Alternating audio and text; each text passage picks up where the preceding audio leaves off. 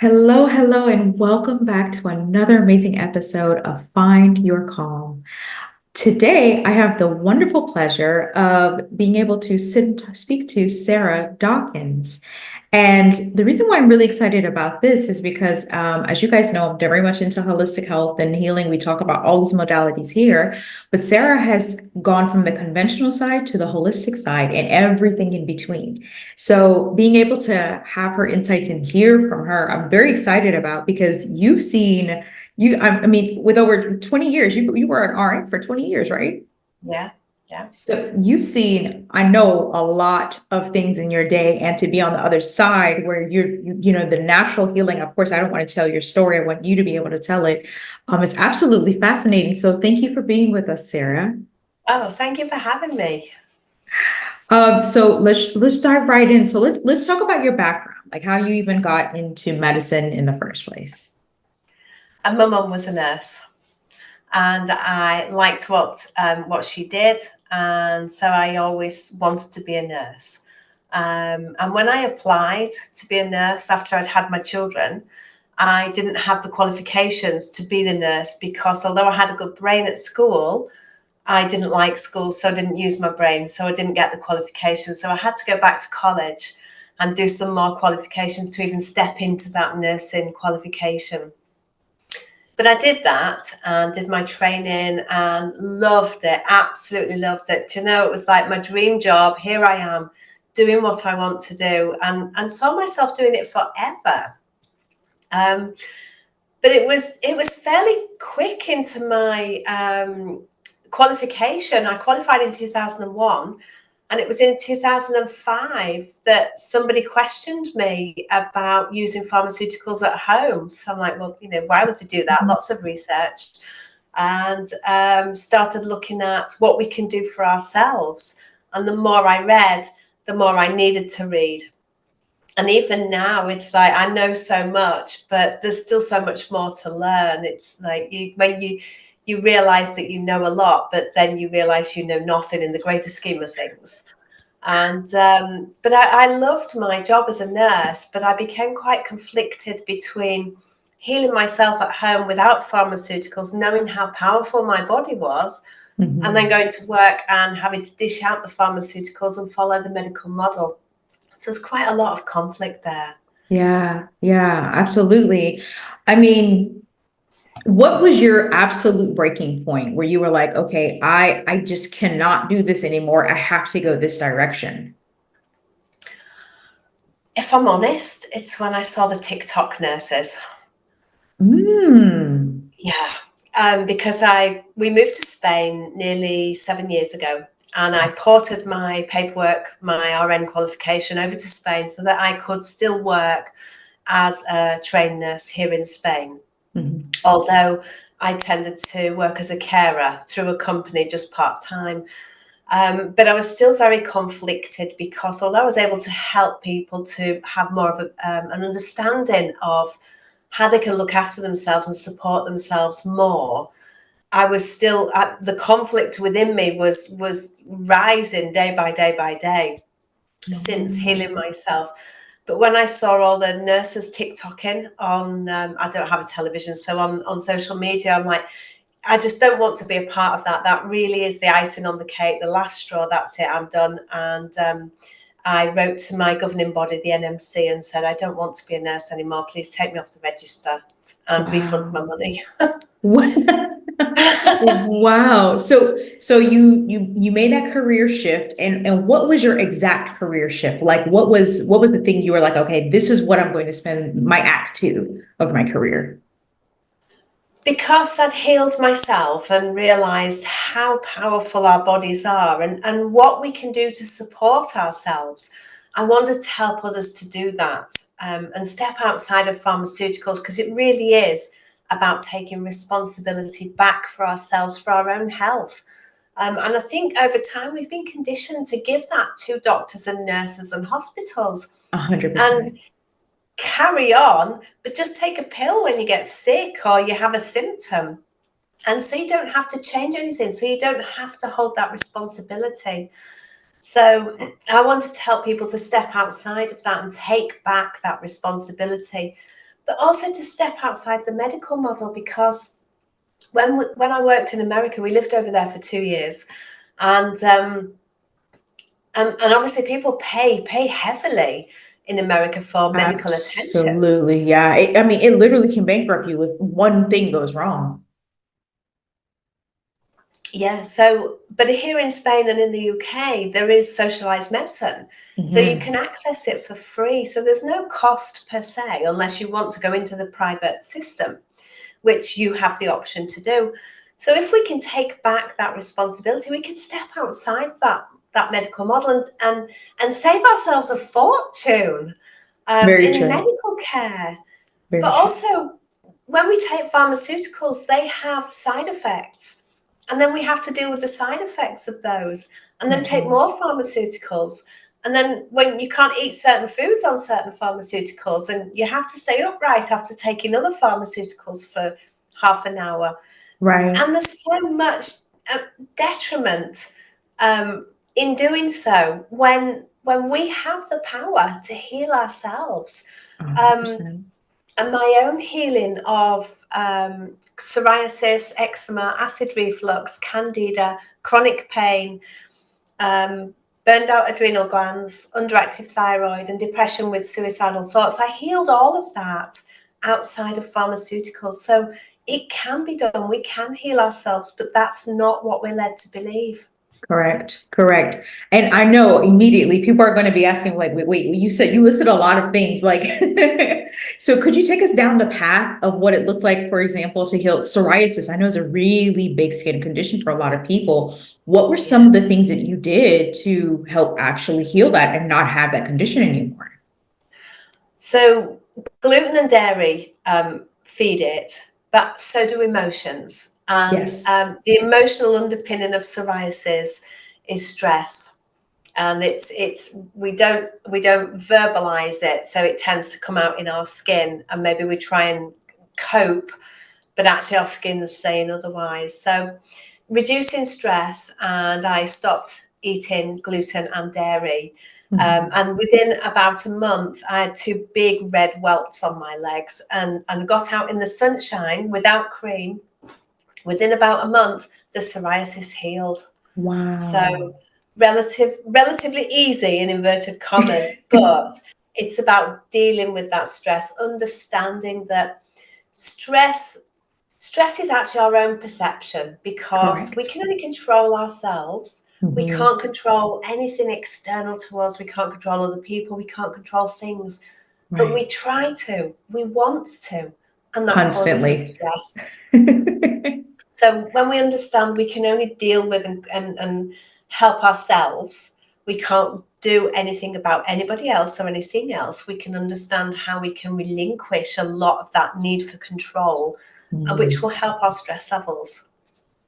I think it's absolutely profound. And anytime I speak to someone who can relate stress or energy to a physical manifestation in the body, it's always, I mean, it's something I've believed for a long time, and hearing it validated again and again and again is just, it never ceases to blow my mind. Could you talk about just a little bit how that works? Because for someone who may be hearing this for the first time, they're like, I don't get it. Like, it's physical. So that's outside of it. But how does energy actually become a physical manifestation that shows up in your body? Because let me think how to word this. Everything is in our subconscious mind. We absorb everything up until the age of 6 or 7 Mhm. without judgment. We just absorb all the information that we take in through our eyes, our ears, all of our senses. We take it in without judgment, and we take in and remember the emotion associated with everything that we're taking in.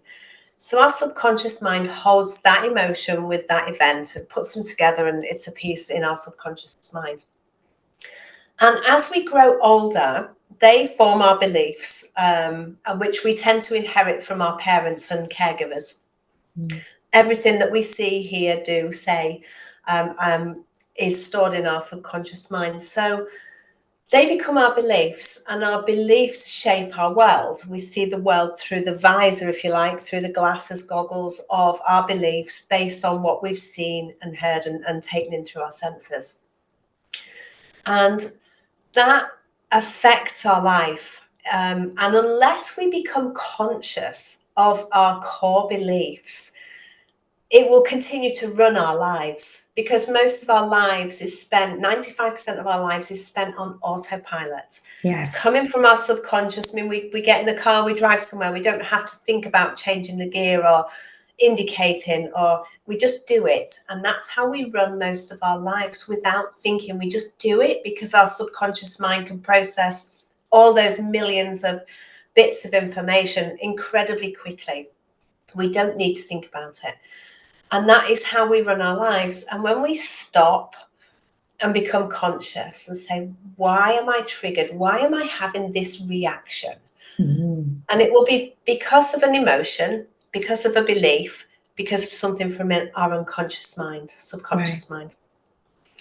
So if we can if we can understand what it is that is causing us to feel like that and have that reaction, we can look at, does that serve us now? So my core belief was that I needed medicine because I was raised by a nurse. When I'm sick, I go to the doctor. I need medicine. I need to take a pill. And it was through learning and understanding how our bodies work, I realized that actually I don't need medicine. I can do a lot for myself and heal myself. So I changed my core belief around medicine.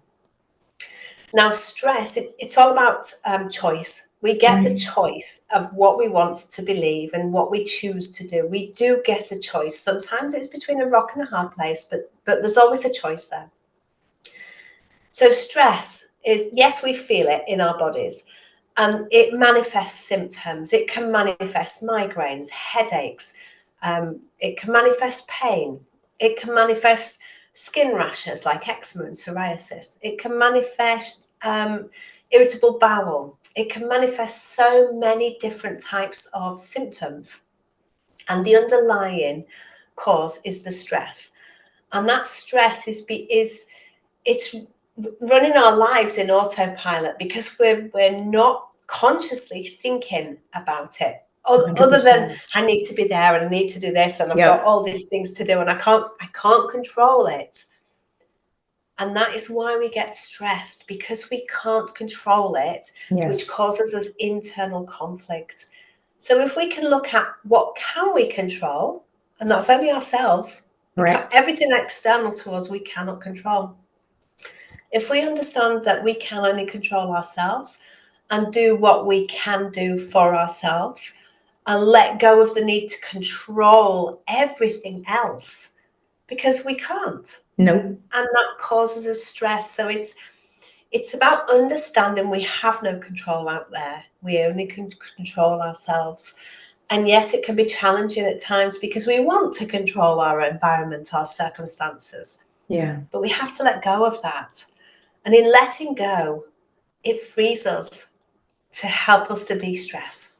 For sure. I could not agree with you more. I mean, and when you understand this principle, you begin to see why trauma, you can relate trauma to very strong diseases a lot of times, because when you don't deal with them and you uncover the layers, you begin to see that correlation. And a lot of times, I feel like science is just getting there. Like they're just now starting to say, oh, there's a bit of correlation, but they're not spending enough money to like to like really have the conversation between your psychiatrist and your other care specialist to say these things are not disconnected at all.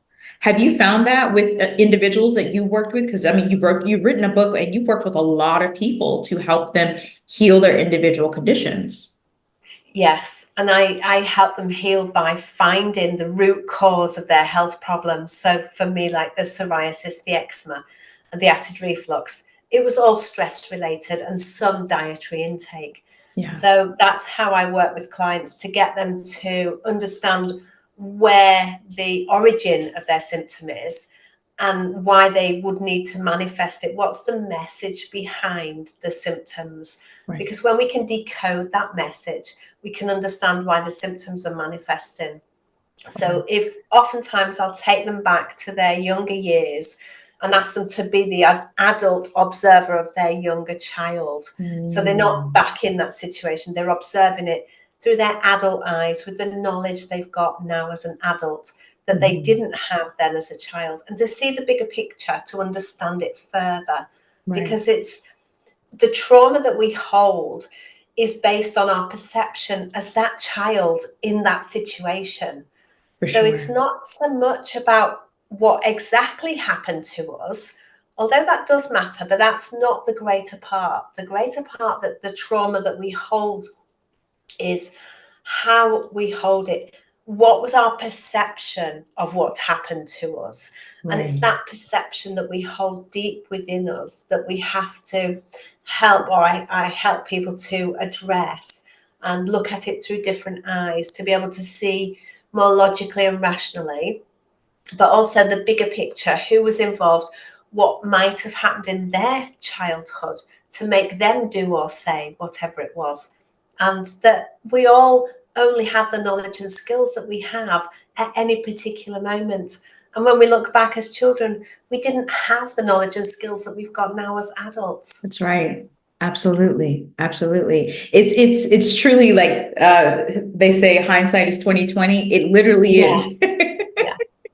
in this case. So, I mean, if you could, it would be amazing if you could share like one of the most compelling and amazing transformation stories of you working with a client, taking them from where they were to that healed state. It would be amazing to hear that. Sure. I had a lady recently who came to me in floods of tears, and she said, "I don't know what's going on. I'm just so emotional and I'm ruining everybody's lives." And when we backtracked, her mother was very sick and she was passed from pillar to post around the family. So she had an abandonment wound. She thought she'd been abandoned by being palmed off onto all the family members, and she thought that her mum didn't love her. So with her own children, she was struggling with the same, how can I prove that I love them? But Mhm. she wanted to wrap them in cotton wool and envelop them and give them the love that she felt that she'd missed out on. Yeah. But when we looked back, and her mum had mental health problems and was in and out of hospital, her mum was doing it from a place of love, finding care, Yeah. family, Yeah. home, people who she was related to spend the time with. But as that young child, she didn't see that. She saw herself being separated from her mum. And there was no conversation around what was happening to her mum and why she had to go and spend time with other Oh, so she family didn't members. know. She Okay. didn't know, no. And it was only as her mum had died and in her later adult years, information had come forward about her mum's mental health disorder and in and out of hospital, that she started piecing it together. And she thought she was ruining her daughter's life by over caring, which made her really tearful and incredibly emotional. But when we talked through what had happened and nurtured her inner child, who had that huge abandonment wound because she thought she kept being abandoned by her mother for periods of time every year, and realized that it was an action of love, not of abandonment, that she could see Mm. how she could love her daughter in a slightly different way and let go of a lot of the emotions of wanting to control that Hmm. family unit, Yeah. because she felt out of control as that child. Yeah. Oh my gosh, that's amazing. It's Yeah. amazing. How beyond the emotional state, were there any physical manifestations that appeared in her system that she was just like, this, I don't know, like, is this, I'm feeling disconnected from myself physically? She liked to eat, and eating Which was makes to sense. Yeah. suppress emotions. So she was a larger lady. And Hmm. obviously that subject came up as well on, Yeah. why she was eating, and why she was suppressing the Hmm. emotions. And when we talked through it, she fully understood what she was doing, because until then she just had no idea. She just felt all these emotions Yeah. and didn't know what to do, couldn't What to understand do? it. So just ate to try and quash the emotions. Absolutely. That mother wound is it's so interesting that it's being talked about so much more now. I remember growing up, it was kind of like That's your mother. That's it. Like you only get one, no matter what happens, you just deal. And now we're having these beautiful conversations around children who, in one way or another, may have this mother wound, and we're just figuring out how to deal with that. Yes. Are you seeing this a lot in your work as well? Like more and more people having this wound? Mother and father. I've got Mm. a friend who I've done a little bit of work with, and she has a father wound. But when we talked about it, it transpired that she also got a bit of a mother wound as well, because she felt her mother didn't protect her from her father, and that her mother, as the mother, should have been more nurturing and protective of her to stop Right. her being beaten by her father. Oh, So man. both mother and father issues. But she didn't Absolutely. see the mother wound until we talked about what was going on with her father. Yeah, absolutely. Absolutely. Man, I mean, it truly is powerful how much everything really does tie all together when we talk about holistic. It takes on a whole different Yes. meaning now. Doesn't it Um, just? Yeah. so talk a little bit about your book. What inspired you, to write your book, and what's in it? What can people, find within this book? Thank you. So, as I was going through my healing, and my last health problem was the depression with suicidal thoughts, and burned out my adrenal glands, and my thyroid stopped working. Mhm. And I didn't want pills, so I looked at what I could do naturally. Didn't know what I was doing because my frontal lobe had shut down with depression. But as Mm. I started healing, I'd used gratitude and mindfulness and some meditation as I was getting better. And with everything else that I'd done in the past, I wanted to help other people to see that we can heal ourselves. So I started writing my own journey, what I'd done, what I'd healed, how I'd healed it. But then I didn't think it was enough. And then I thought, this little voice is going, how narcissistic are you, just talking about yourself? Imposter So I put syndrome. it, yeah, yeah. So I put it away for 5 years on my laptop, because I didn't know what to do with it. And then suddenly I woke up one day and like, I've got to bring other people in and share other people's healing. So I reached out on social media.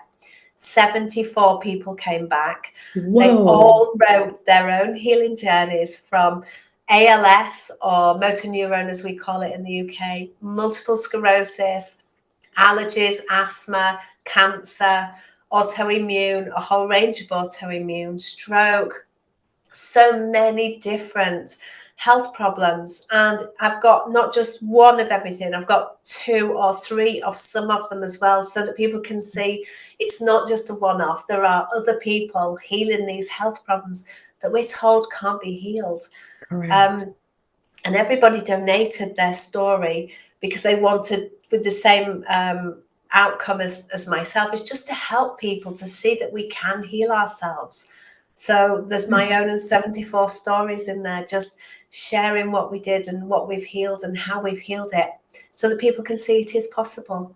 That is absolutely fascinating. I mean, it's like one of those, it's like like almost a Bible, like a holistic Bible. When you realize it's possible, you have to begin to question what's out there, like what we've been taught. And I did a talk last week, and I remember saying from the stage, we do not live in our ancestors' world anymore. So we cannot simply rely on the modalities that worked for them because we're inundated with stuff they've never had to deal with before. We have to look at a hybrid experience in order to fully blossom. And this book, I mean, it sounds like it's that exactly. People figured out, okay, this is something that I've got. How do I make it work for me with the tools that I have today? Yeah, yeah. And people have done a whole range of different things ultimately. Some have just changed their diet, others have added supplements, some have used energy medicine, Yeah. some have just had such a powerful belief. One of the ALS healers was just such a powerful belief that he could heal, that Mhm. he put everybody else at arm's length that didn't believe that he could heal, and he didn't have any contact with them because he only wanted that positive power of belief that he could heal. Yeah. And so everybody's done a little bit of something differently, but they all truly believe they could heal. Let's really dive into the mental state, because this one is something me myself, I'm still studying. I'm a huge fan of Mind Valley, so I know being in the mental state, even when it comes to just manifesting, there's a state of mind you need to be in. But the healing state, being able to be in that state until you're healed, can be really difficult for people. So let's talk about a bit of your experience with that. So when I had healed all my health problems and the depression hit, I didn't realize I had burnt out my adrenal glands until after I was healing them, actually, Mm. because I dropped my blood pressure incredibly low, down to 80/40, and it was there for about Mm. 3 or 4 years. Wow. Um, but I was in this deep depressed state, and I'd done antidepressants after the birth of my son, and I didn't want to do them again because they changed me, and I didn't Yeah. like how I became. Yeah. So I walked out of the doctors, even though I was having suicidal thoughts. I walked out saying, I do not want tablets. I do not want to be medicated. I have no idea what I'm going to do, but I truly believe I can heal myself because I've healed all these things already. Hmm. And I had to go out walking because I had 2 dogs. So every day I walked the dogs twice a day. And I believe it was that. And my friends took me to the gym every Wednesday to do 2 classes back to back. Wednesday was the only day I drank water. People laughed at me. But it was just, that's how it was. And I believe going out walking the dogs and going to the gym with my friends were pivotal in helping me to heal the depression, because I was outside in fresh air, I was exercising. And one day while I was out walking the dogs, I remember seeing the blossom on the trees, the leaves, the flowers on the floor. So I remember the day I literally must have just come outside of myself, because I've just been in this dark, deep abyss. And suddenly I'm seeing the outside world. So I'm thinking, oh, I'm healing. So now I'm thinking I can now think about what else I could do to support myself, because I had no idea what Yeah. I was going to do or how I was going to do it. Right. Even though I'd done all that research previously, in that depressed state, I just couldn't process information. So I started looking, and meditation came up. Mhm. So at first I thought, well, how do you do that? Sit cross-legged on the floor and close your eyes and just be quiet. And then I've got all these voices in my head going, who do you think you are? What are you doing? So I thought that's not going to work. Right. So I started looking on YouTube for guided meditations. And initially I found like 5 minutes, just so I could sit quietly for 5 minutes and listen to somebody's voice taking me on a journey. So I'm making the pictures, which quietened my inner voice. And then it got progressively longer and longer meditation. So initially I started looking just for peace inside, and then started looking at what I might do with my life. And my husband had suggested setting up a business. I'm like, I have no business sense. I have never had a business. I don't even know the first thing about setting up business. And I thought, what the heck? So I went to classes at university and set up my first business, and stepped outside of the hospital nursing I still needed my registration, but I was doing DNA sampling, medico legal work, and I was doing some training of healthcare workers for their mandatory updates. So I still had to be a nurse, but I wasn't giving out pharmaceuticals. So that helped me Yeah. to feel better about some of the conflict that I had going on. Yeah. And the more I did, and the more I stepped outside of it, yes, I felt awful inside. The anxiety was crushing. I was literally shaking. And I went to some business meetings, and I started doing things in my business. And it was so overwhelming. But I thought, this is, if I don't do anything, I'm just going to stay stuck. So I just Right. have to feel the fear and do it Mm. anyway, as Yep. one of the lectures I went to, and just kept stepping out into that fear. So when I was depressed, my comfort zone was literally the size of a penny. I just wasn't Mm. comfortable in anything. Yeah. And the more I did, the more confidence it grew, the more courage it grew, and the more I was able to do. So the bigger my comfort zone got. But you have to, nobody can do it for you. That's You right. have to do it yourself, and you have to give yourself grace. and treat yourself with compassion. It's that inner child who's feeling insecure, and we just have to nourish them and nurture them and say, it's okay, you know, I'm here and Yeah, I love you. And what's the worst that can happen? I might that's feel right. foolish. I might mess up with my words. I might say something stupid. Does it really matter in the greater scheme of things? No, it doesn't. Right. It's a learning opportunity. So we can do a lot more than we believe that we can do. I agree. I agree 100%. What would you say for someone brand new, they have a condition or they've had a condition for a while, they've gotten quite a few different opinions from, conventional medicine, nothing is working. What would be the first few things that you would recommend for them to kind of get started on this healing their self journey? I think first and foremost, it's acknowledge the stress, because everybody's suffering stress, 100%. and become conscious of your core beliefs. When you are triggered, what is it that's triggered you? Why do you feel like that? What's your core belief underneath that? What's the emotion that it's triggered? And do a bit of self-analysis, a bit of reflection to understand yourself more. Right. Eat a little bit cleaner, do a bit more exercise, um, do more of what you love, find a hobby, do things that really put you in the flow where you lose the sense of time that you really enjoy doing. Do more of that Yeah. when you can. You can always carve out time to do something for you, because self-care is so important. And Mhm. often we tend to forget, and oh, well, I'll sit down with that book later. Oh, I've got to just do this, just do this. I'll sit down with that book later. I'll just do that.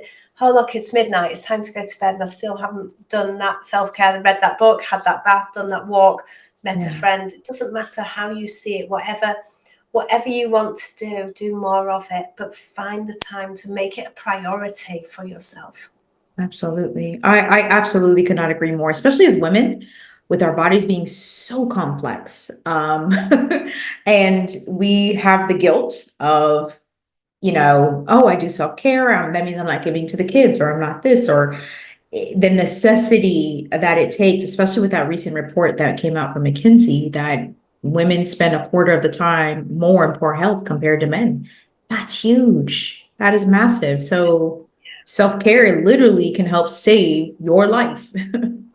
Yeah, and it doesn't have to be big things. It can be just go for a walk outside or sit down, carve out 15 minutes for yourself to sit down and really enjoy a cup of coffee, cup of tea, glass of water. Right. Just sit and watch a sunrise or a sunset, or just the little things. It doesn't have to be go on holiday or, meet friends and go out for the evening. It can be something really little. But Right. it can be the big things as well. But That's self-care true. is the little things. Yeah, the micro moments is what I like to say. 15 to 30 minutes a day, start there and then increase. I love that. Micro moments. Yes, absolutely. So, I mean, Sarah, you've had an amazing career, with RN and now, being this holistic practitioner.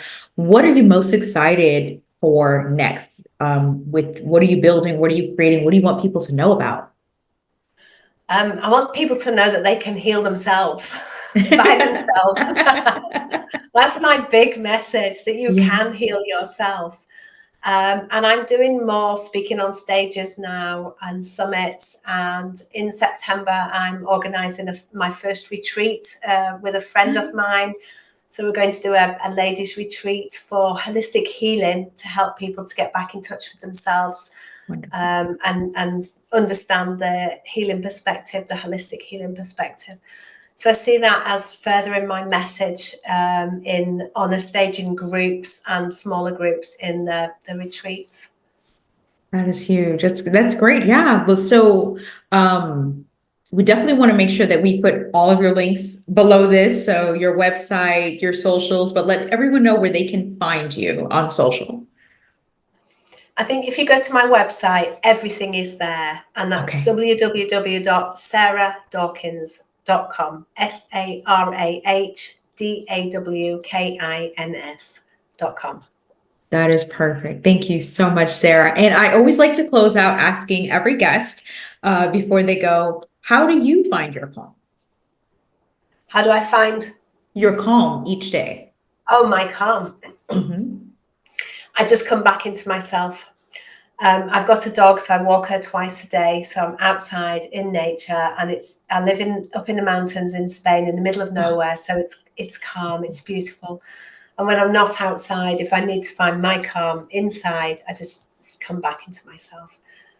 that Just is breathe. wonderful. Just follow that breath in and out.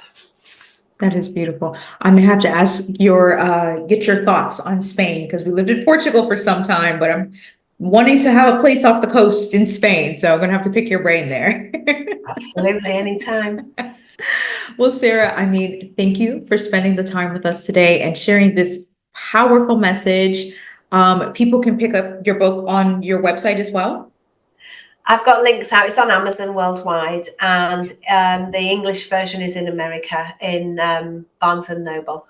Wonderful. Absolutely wonderful. Yes. Come and get these stories of these amazing individuals, 74, 75 stories of how people heal themselves, and the ways that you can do it too.